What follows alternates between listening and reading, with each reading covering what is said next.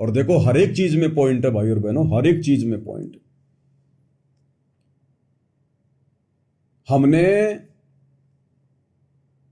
जो एक लीला में जीवन देखा है अपने गुरुदेव भगवान का, 17 फरवरी 1988 को गुरुदेव ने 12वें पंथ में एंट्री करके और एक अच्छी आत्मा आदरणीय राम देवानंद जी को अपना मुंह बोला गुरु बना के जो अपने 13वें कबीर पंथ को शुरू किया है ना, तो देखो उनका जो भगत वाला जीवन है वो भी हमारे लिए बहुत ज्यादा वो प्रेरणादायक है। हमें बहुत ऊंची शिक्षा मिलेगी। वैसे तो बहुत सारे पॉइंट है, दास बताता ही रहता है। एक और पॉइंट देखो आप कि अगर अपने गुरु पर विश्वास हो तो कैसा हो, सतगुरु रामपाल जी भगवान जैसा हो। अगर किसी भगत आत्मा का अपने गुरु जी पर ब्लाइंड फेथ हो तो सतगुरु रामपाल जी भगवान जैसा हो, जैसा उन्होंने एक भगत का जीवन जी के दिखाया। 17 फरवरी 1988 से 1994 तक 6 साल तक उन्होंने एक भगत की भूमिका निभाई। कैसे? हमारे दादा गुरुजी अनपढ़ थे, उनको अक्षर ज्ञान नहीं था। वो विद्वान तो थे, क्योंकि जिसको अक्षर ज्ञान होता है हम केवल उसी को विद्वान नहीं कह सकते। अब विद्वान कौन है, अविद्वान कौन है, इसकी परिभाषा भी उस तत्वदर्शी संत सतगुरु रामपाल जी भगवान ने बताई। अन्यथा आप और हम तो उसी को विद्वान मानते थे जो बहुत बढ़िया फर्राटेदार अंग्रेजी बोले, या किसी देश विदेश से कोई मेडिकल की डिग्री लेके आ गया, बाहर विदेश से पढ़ाई करके आ गया। हम तो खाली उसी को विद्वान मानते थे, वो आप बड़ा विद्वान आदमी। विद्वान वो है जिसको आध्यात्मिक ज्ञान है, जिसको आध्यात्मिक ज्ञान है, जिसको सृष्टि रचना का ज्ञान है, वो है असल में विद्वान। तो हमारे गुरुदेव भगवान तो परम विद्वान है, और उन्होंने आप और हमारे जैसे छोटे मोटे भक्तों को भी क्या बना दिया, विद्वान।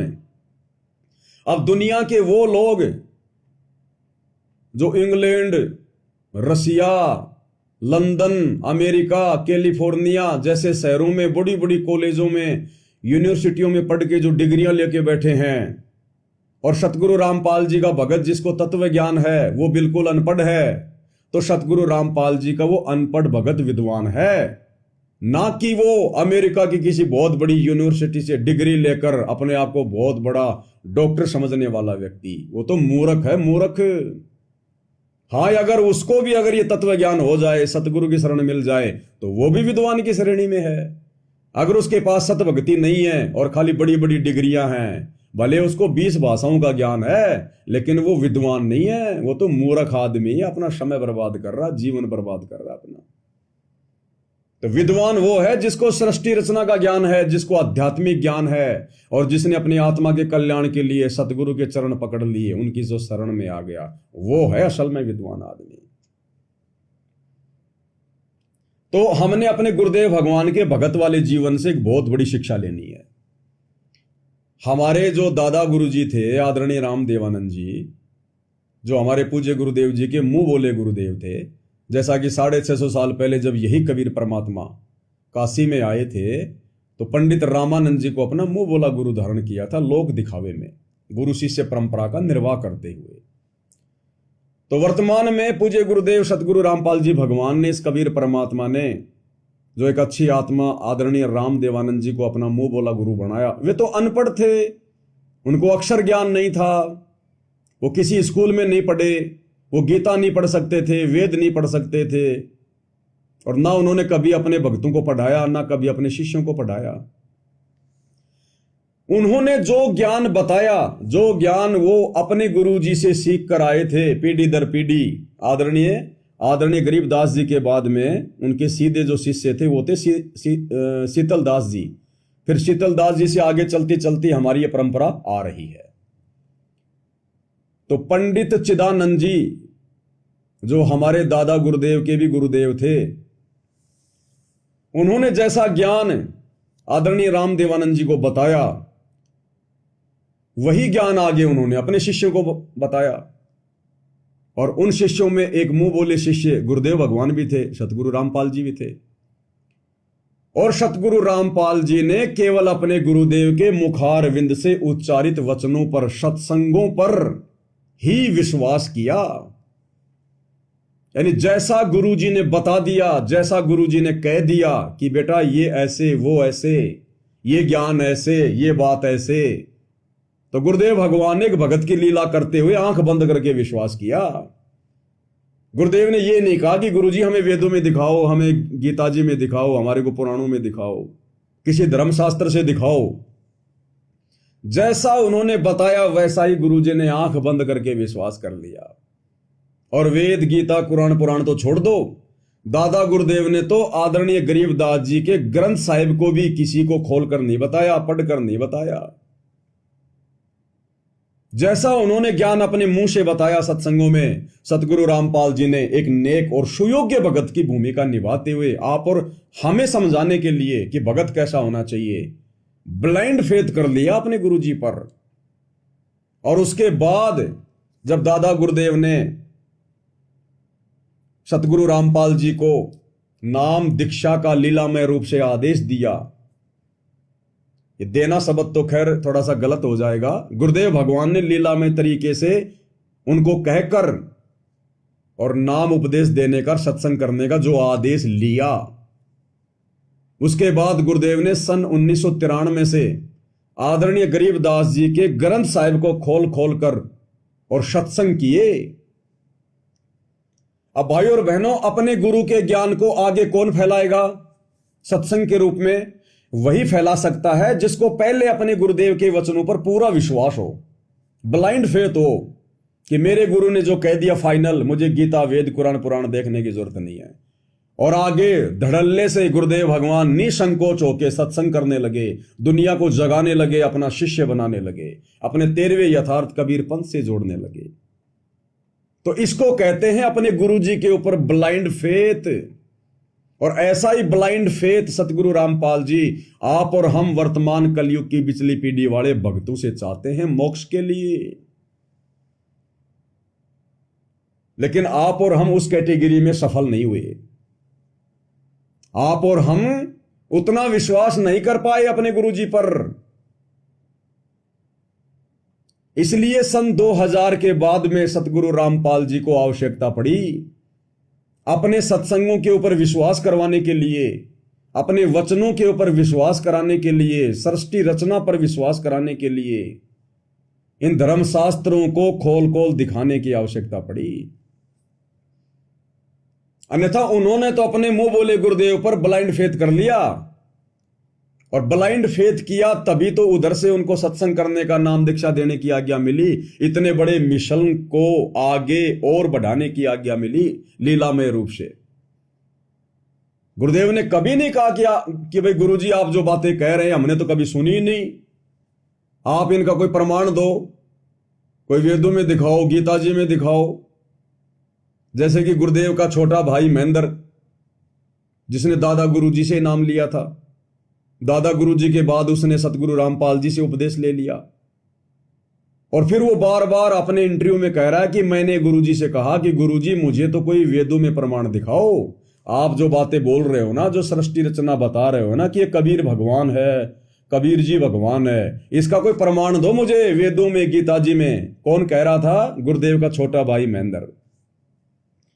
लेकिन गुरुदेव ने कभी अपने गुरुदेव से नहीं कहा कि आप मुझे गीता में दिखाओ, वेदों में दिखाओ। उन्होंने तो एक अच्छे और नेक, सुयोग्य और दृढ़ भगत की भूमिका करके दिखाना था, ताकि आगे चलकर जो लोग मेरे भगत बनेंगे, मेरे शिष्य बनेंगे, वो मेरे भगत वाले जीवन को देखकर मेरे ऊपर अंधा विश्वास करें। और जैसे मैंने अंधा विश्वास किया तो देखो मेरे गुरुदेव ने मुझे कितना बड़ा मिशन चलाने का आदेश दे दिया। और यदि आगे कोई मेरे ऊपर इस प्रकार से ब्लाइंड फेथ करेगा तो वो भी इसी प्रकार से मेरी कृपा का पात्र बनेगा। लेकिन भाई और बहनों, आप और हम ठहरे दो कोटि के जीव। आप और हमें फिर आवश्यकता पड़ी अपने गुरुदेव के वचनों पर विश्वास करने के लिए, उनके सत्संगों पर विश्वास करने के लिए धर्मशास्त्रों को देखने की। अन्यथा परमात्मा ने शुरुआत में कोई धर्मशास्त्र नहीं दिखाए, केवल सूक्ष्म वेद के आधार पर सत्संग किए गरीबदास जी की वाणियों पर। उनको आवश्यकता नहीं थी। लेकिन आप और हमें विश्वास कैसे हो कि गुरु जी जो कह रहे हैं वो सत्य है, कबीर भगवान है, शतलोक है, काल है, अक्षर पुरुष है, ये है, वो है। उसके लिए गुरुदेव ने फिर ये धर्मशास्त्र दिखाए। और यही पहचान होती है भाई और बहनों भगत और भगवान की। आप और हम ठहरे भगत, इसलिए हमने उन सबूतों की जरूरत पड़ी, वेद शास्त्र कुरान पुराण की जरूरत पड़ी। लेकिन गुरुजी ठहरे भगवान, उन्होंने कभी अपने गुरुजी से वेद शास्त्र कुरान पुराण देखने की कभी डिमांड नहीं करी और ब्लाइंड फेथ कर लिया। जबकि कोई जीव कर सकता है क्या ऐसी ऐसी बातें जो कभी सुनी ना हो, सृष्टि रचना कभी सुनी ना हो, शतलोक का कभी नाम नहीं सुना हो, और इतना ब्लाइंड फेथ कौन कर लेगा? भगवान कर सकता है, जब वो भगवान एक भगत की भूमिका निभाता है। अन्यथा आप और हमने कहां किया? अगर हमें गुरुजी इन शास्त्रों से अगर ये प्रमाण ना दिखाते, अगर हमें गुरुजी खोल खोल के वो कबीर सागर ना दिखाते, गरीबदास जी का एक ग्रंथ ना दिखाते, गीता वेद कुरान पुराण बाइबल ना दिखाते, नकली संतों और पंथों की पुस्तकें ना दिखाते, तो भाई और बहनों, गुरुजी की जुबान से कहने मात्र से कि वो कबीर भगवान है, कबीर भगवान है, हम लाख जन्म भी विश्वास नहीं करते। हमने उस समय विश्वास किया है या वर्तमान में हम कर रहे हैं, जब साथ साथ में गुरुदेव भगवान हमें वो प्रमाण दे रहे हैं, सबूत दिखा रहे हैं। तो आप और हम ठहरे भगत, लेकिन गुरुदेव ने कभी अपने गुरुदेव से प्रमाण नहीं मांगे, क्योंकि वो ठहरे भगवान। तो भी एक पहचान है, ये भी एक पहचान है अपने गुरुदेव के रूप में परमात्मा को देखने की, और एक उदाहरण, एक शिक्षा मिलती है हमारे को कि अगर मोक्ष प्राप्त करना है, अगर गुरु की असीम रजा प्राप्त करनी है, तो कोई प्रमाण नहीं, कोई सबूत नहीं।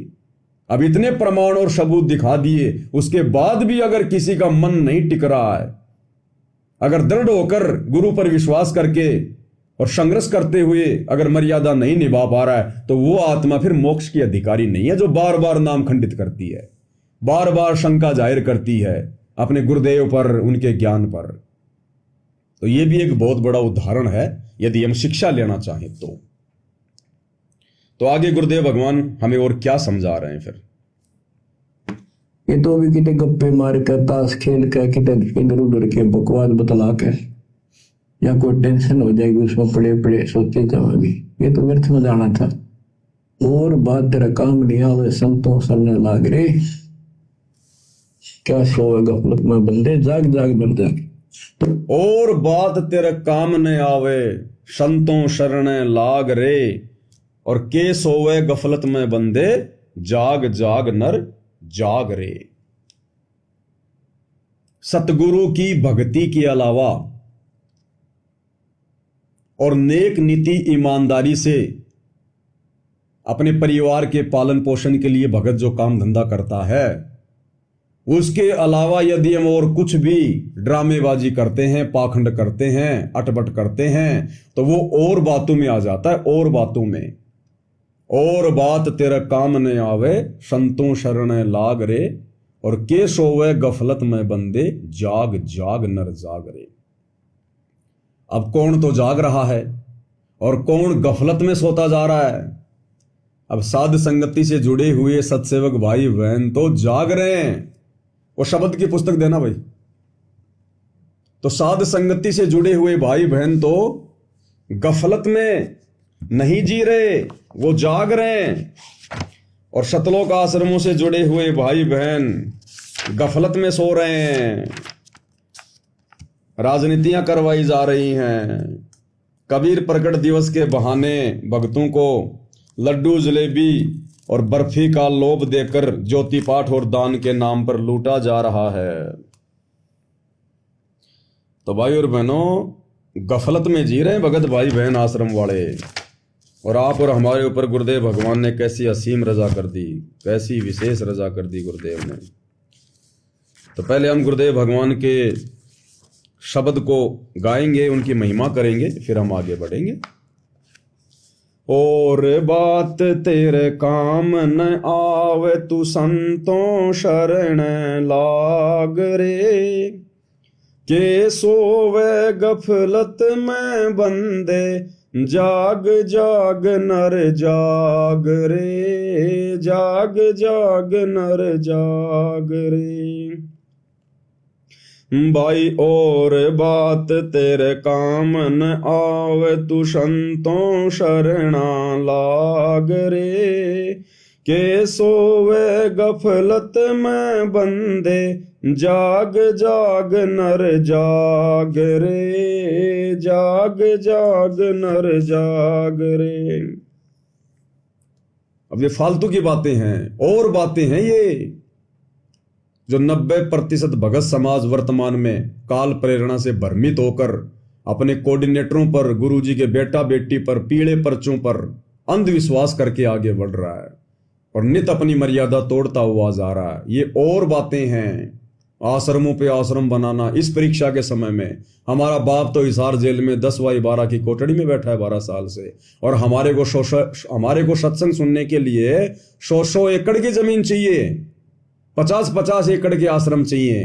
अरे विचार करो मूर्खो, जब हमारा बाप सतगुरु रामपाल जी भगवान वर्तमान में हिसार जेल से 1-1 घंटे के सत्संग विशेष संदेश 10/12 की छोटी सी कोठड़ी में बैठ के अगर वो कर सकता है, तो क्या हम अपने घर पर एक मकान में बैठकर सत्संग नहीं सुन सकते? तुम्हारे को सत्संग सुनने के लिए बड़े बड़े आश्रम चाहिए। ये और काम है, ये और काम। काल ने भ्रमित कर दिया संगत को। राजनीतियां करना, राजनेताओं की रैलियों में जाना, भीड़ के रूप में लोगों की जयंतियों में जाना, ये और काम है।